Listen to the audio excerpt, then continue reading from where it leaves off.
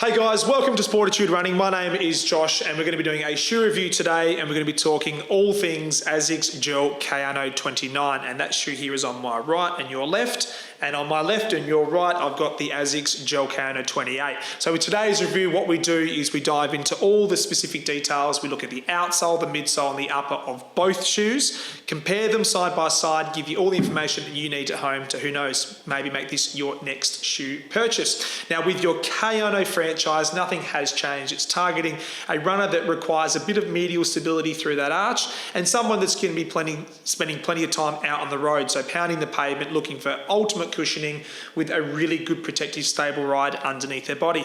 And nothing really has changed at all with regards to your 29. In fact, a lot has improved in my opinion. What I like about this shoe is it's got a slightly increased stack height, so you get a little bit more shoe underneath the foot, and being a slightly lighter take. Now again, you're not buying the Kayano because it's a light shoe, but when you can see reductions of around 10 grams in a men's size 9, that's good signs. And most of that change has come from removing that plastic trussing system through the mid part of the shoe itself, which sits around the mid shank, and then just a slight reduction on the exposed gel cushioning as well. So you have gel on the heel, but they have removed that twist gel through the forefoot, which we'll dive into with today's review. And the other thing I did really like about this shoe is the exit of this shoe. So a slight rocker through that forefoot just makes for a really good release out of your gait cycle. So there is a lot to like about the Kayano 29, and I think for all you Kayano wearers, either you come from the 27 or the 28, I'd be very confident in saying you'll like what Asics are doing with this shoe moving forward. So let's get stuck in today's review and let's talk all things outsole first. Okay guys, holding the men's Kayano 29 in my hand through here, you can see that we have full ground contact on play. So what I'm talking about there is you've got rubber strategically placed at the back of this shoe. Now remembering this shoe is kind of targeting that heel striker first. So your AR plus rubber at the back is that harder compound rubber, which is going to wear a little bit better at that entry point for your heel strikers. As you come through, you can see that we have this new kind of filled in medial wall, one of a better term, than in comparison to what we had last year with the Kayano 28. So on this medial side, there was just your exposed flight foam cushioning system, which was kind of on play through here on that medial side. However, you can see where my finger sits through here, there was that little plastic trussing system which gave the shoe itself some structure and integrity through mid stance. Now they have removed that in the Kayano 29, but just build it up that medial wall with that exposed rubber or that carbon rubber on that medial side. As you come through to the forefoot, we can see 1, 2, 3 flex grooves on offer through the front half in comparison to last year where we had 4 flex grooves. So just removing 1 flex groove, and I'll explain why they have done that, because we had the twist gel on offer in the 28s. Now just remember, twist gel is roughly a 10 to 20 cent coin or 10 cent coin, which sits underneath your first metatarsal, strategically placed gel cushioning pad to provide a bit of support for that first metatarsal or your big toe as you transition through your gait cycle. So removing that in the 29, there's a couple of plays here. It's the increased stack height, which we'll get to in the midsole part of this review. However, having a slightly more tilted forefoot with that rocker through here, you can take 1 flex groove away because you don't want it to be too flexible and create a little bit of overuse in that forefoot. Hence you've got the 3 flex grooves and this encapsulated rubber on that forefoot, just to give the again that first metatarsal a little bit of extra support without you having to use that twist gel through the front half.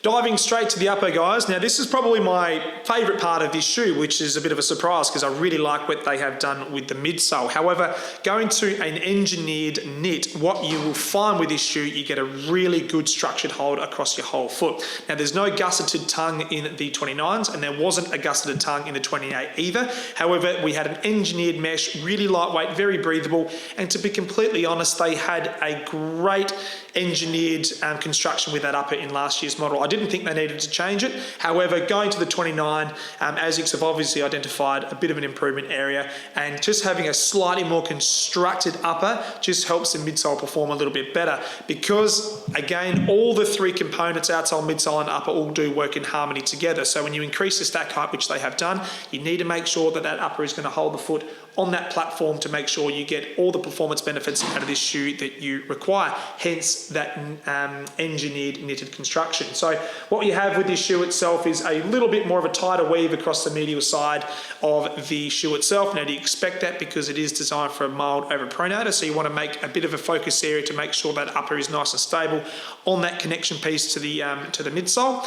As you come through to the mid stance or midsection of this shoe itself, look, nothing really has changed with regards to the fit and feel, in my opinion. How I found my Kayano 28s to fit and feel in regards to the length and width, I have experienced the same with the Kayano 29. So they're not any tighter, any deeper. There's just a slightly better executed upper with regards to that knit. Coming back to the heel counter as well, the same amount of memory foam on offer with regards to 28 and 29. So nothing has changed with regards to that. And you have that internal heel counter, which is obviously strategically placed. Really important part of the upper of this shoe because it does make sure that heel and calcaneus stays nice and stable as you come down on your entry part of your gait cycle. And a little bit of an extra exposed or external plastic heel counter around the external piece of this shoe. Again, more importantly, just to reinforce the performance of that heel counter. Okay guys, jumping to the midsole of this review, and let's be honest, it's what the Kayano has been known for a number of years now.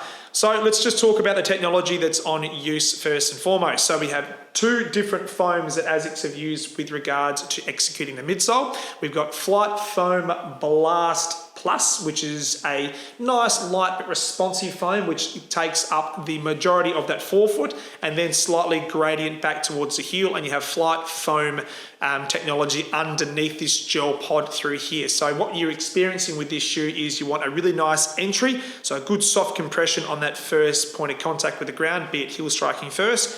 And as you come through to your mid stance, getting ready to toe off, that Flight Foam Blast Plus just gives you a nice little pop through the forefoot. On this medial side though, there's been quite a bit of change as well. We have now a light trust arch support in comparison to last year when we had the Dynamic Duomax. Now, Duomax or Dynamic Duomax has been Asics bread and butter for that arch support for 30 plus years. They have used it, they have advanced it, they've changed, they've tweaked it, but it's been a very recognizable piece of technology in literally all of their support shoes for a vast majority of years now.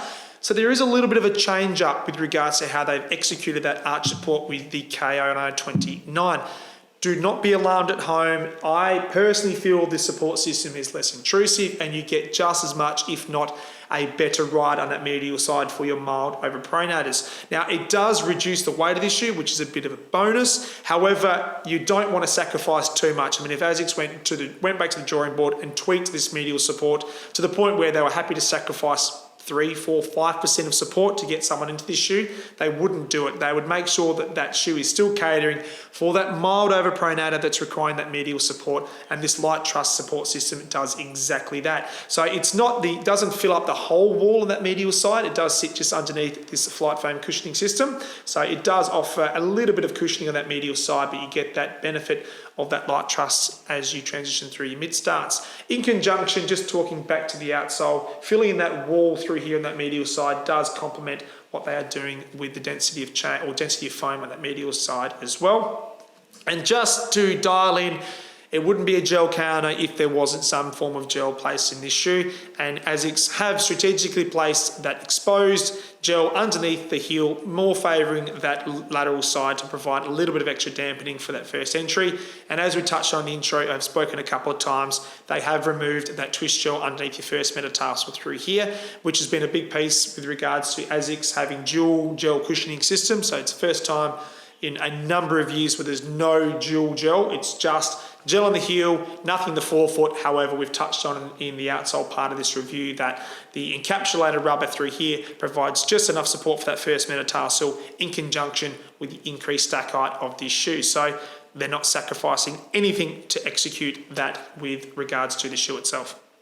Okay, let's talk about some key statistics with regards to the Kayano 29. So you're buying this shoe, you're not really going to be too caught up on what weight the shoe itself is because it is a stable, supportive cushion shoe, and most of those shoes sit around that 300 gram mark for a men's size 9. However, Asics have been able to achieve a slight weight reduction, and it's 10 grams. So the men's comes in at 300 grams for the men's size 9. Last year it was 310 grams in the Kayano 28. So you've got that slight reduction there, which is a great win. Last year for ladies, we had 260 grams with regards to a ladies size 7, and now we have 255, so a 5 gram reduction with that shoe.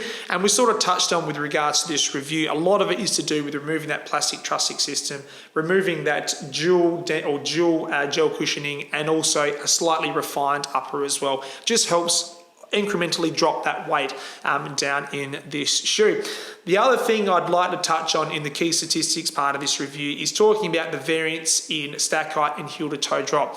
For a number of years now, we've seen the Kayano have a really big change with regards to women's and men's. And for a number of years now, the men's has sat in and around that 10 mil offset. So last year, or pardon me, I'll talk about this year first, we've got a 25 mil heel and a 15 mil forefoot for that variance of 10 millimeters. Last year, it was 24-14 with regards to the stack and heel drop. So nothing's changed with the heel to toe offset. However, just a slight increase in stack height. Now, this year with the ladies Kayano 29, we've gone to 24 mil in the heel and 14 through the forefoot. So that variance of 10 millimeters. And last year we had 25 to 12. Now that's a big variance. We had a 13 mil heel to toe offset, and now we've gone to a 10 mil heel to toe offset. So you might sit there and go, that's a big change for a brand to make in regards to a mileage performance shoe. However, it needed to happen, and what they have done with this shoe to execute with regards to that mild rocker through the forefoot, the softer density of foam, this shoe itself is going to perform a lot better throughout the whole transition of the gait cycle than it would be if it was on that 13 mil heel to toe drop. It put too much pressure through the front half of this shoe, and it wouldn't wear as well and wouldn't be as comfortable. So Asics have always done, and they will always continue to do, a lot of due diligence with their research and their product testing, and it's obviously come out on top that they need to just drop that from a 13 mil heel to toe drop to a 10 mil to get the performance benefits out of this shoe. Okay guys, in summary, the Asics Gel Kayano 29 is a fantastic update, and I really do mean that. They put a lot of time and effort into executing a really good shoe, a shoe that has a lot of expectation out there. So this shoe has got a huge following globally, and it will continue to have that. But what we love about this shoe is it's available in widths. So I'll put the widths down the bottom of this screen through here for you guys to see. So again, for our perspective, when we're fitting performance shoes or shoes that come with a lot of added benefit, like the Asics Gel Kayano, we want to make it accessible, and having it in multiple widths in women's and multiple widths in men's makes our job a lot easier when we're talking about performance fitting shoes to fit for purpose. The other great thing, as I touched on this shoe, the biggest change in my opinion is in the midsole. However, I love the execution of the new knit upper. It's a really good conform fit, doesn't feel heavy on the foot, it's going to breathe really, really well, but that increased stack height with regards to the midsole component, slight reduction in weight, removing that trussing system, the shoe itself has a really smooth transition throughout the whole gait cycle. And again, for me, I think this is going to target a few more runners outside of this Kayano, traditional Kayano wearers.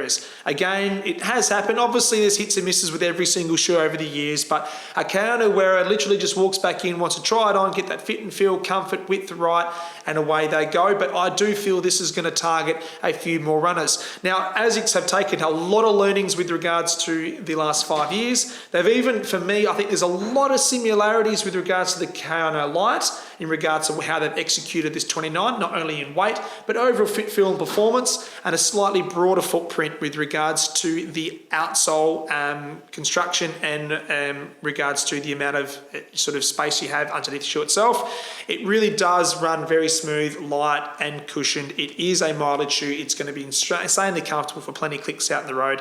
And don't forget, it is targeting a mild over pronator.